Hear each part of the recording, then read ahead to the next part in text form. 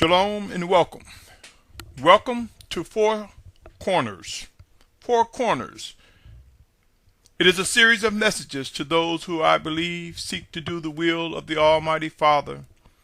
Yahuwah is his true name, and who believe that no one can come unto the Father except by the Son, the sacrificed one, our Messiah, our Mashiach. Yahusha is his true name. A name that is coming visible in the midst of pagan false idol terms and names used in an attempt to hide his name. Yahuwah and Yahusha.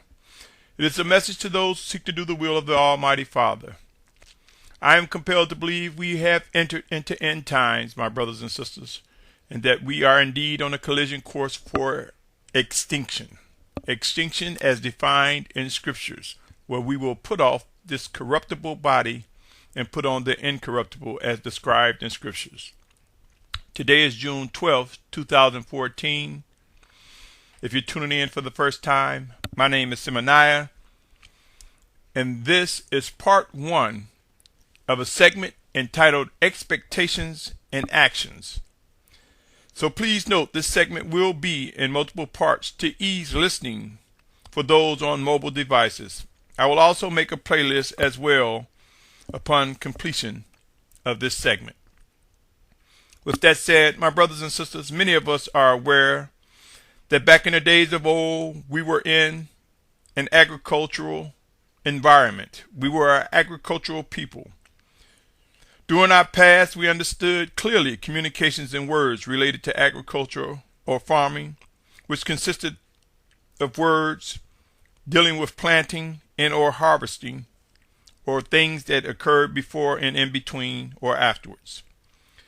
Scriptures mention whatever a man sow or plant, that is what he will reap or harvest.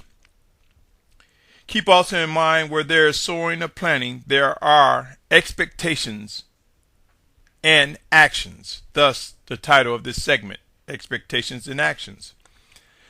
Now, there are details from seed to harvest. Let me highlight some of those details from seed to harvest, things to consider. Finding the right location and soil, possibly digging in or tilling the ground, lining the seeds up correctly and planting them, making sure that the seeds are watered, removing weeds, keeping the plants from pests or insects, protecting them as they grow from predators, examining their maturity rate to determine harvest time and identify the first fruits, harvesting the product, storing the product, using or consuming what was harvested. My brothers and sisters, this might seem unnecessary, for all too often we have become so entangled in life that we neglect the details and processes that occur. They occur by the mercies and favor of the Most High, by His words. These and many other details exist regarding the process from seed to harvest and beyond. Now let us take a look at some scriptures. Leviticus 23:22 says, "And when you reap the harvest of your land, do not completely reap the corners of your field when you reap. And do not gather any gleaning from your harvest. Leave them for the poor and for the stranger. I am Yahuwah, your Elohim." Think about this on the natural and practical perspective, and we see that there are orders to leave some food. There's consideration for the poor. There's consideration for the stranger.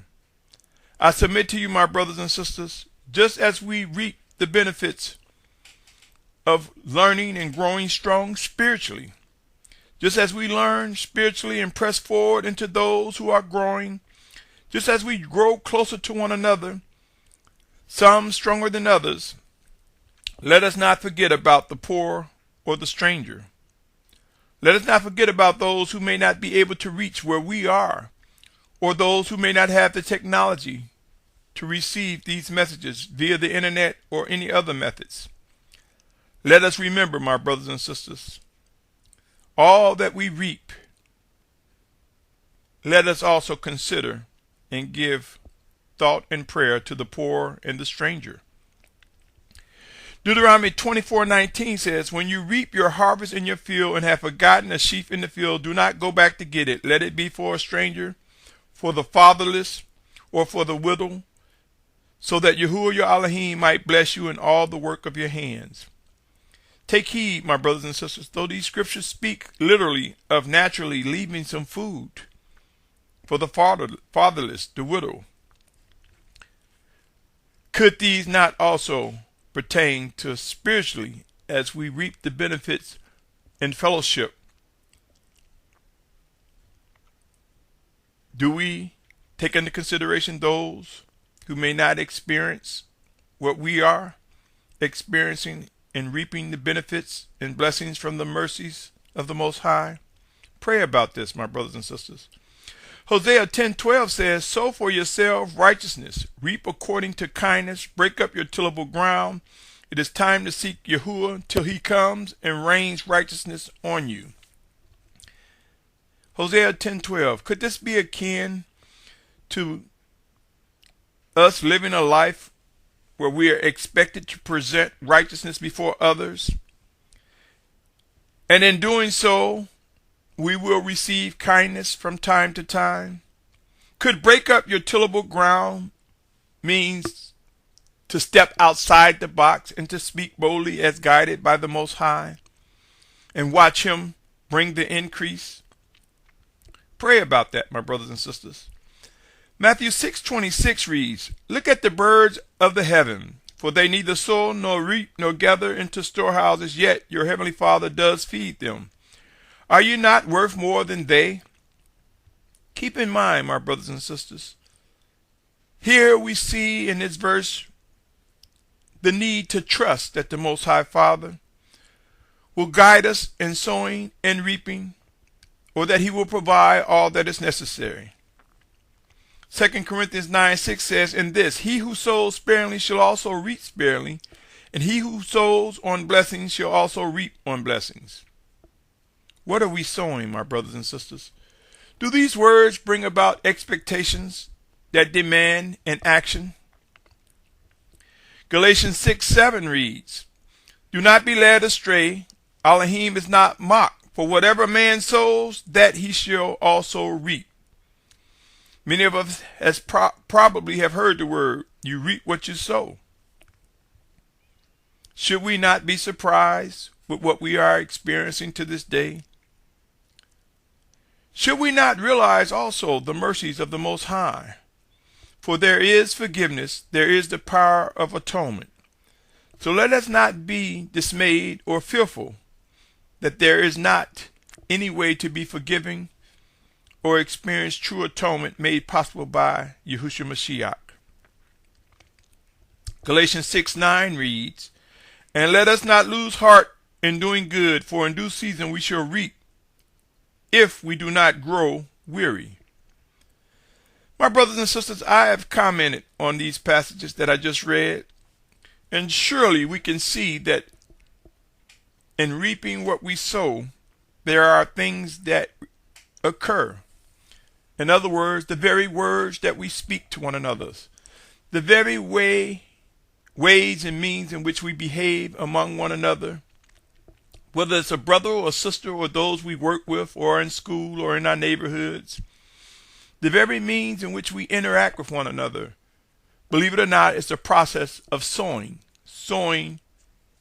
the substance of us, our beliefs, our behaviors, our practices, what we were taught, or what we stand for.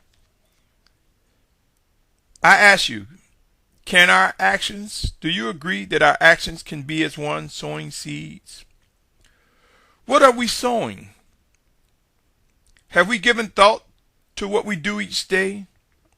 Let's get right down to the matter. End time prophecies are here, and they are currently emerging before us. Depending on where you live, they are becoming more and more intense, but soon they will reach every person on this planet. I ask you, do scriptures foretell of times when famine, drought, pestilence, and disease will become widespread? Is it safe to say that when these conditions become intense, they are reflective of the discipline and maybe even the wrath of the Almighty Father, Yahuwah? Have we given thought to how these will come to be during end times? Are you aware that currently scientists, world leaders, and others who are awake believe that man is now on a collision course for total extinction with no solution in sight? I strongly encourage you to consider what global warming and climate change is bringing to our lives on Earth as we know it. As I have mentioned in times past, we need fresh air, fresh water, food, and a habitable place. The results of global warming and climate change pose a threat to all four of these needs. Okay, given that we are on a collision course towards extinction, do scriptures foretell of such?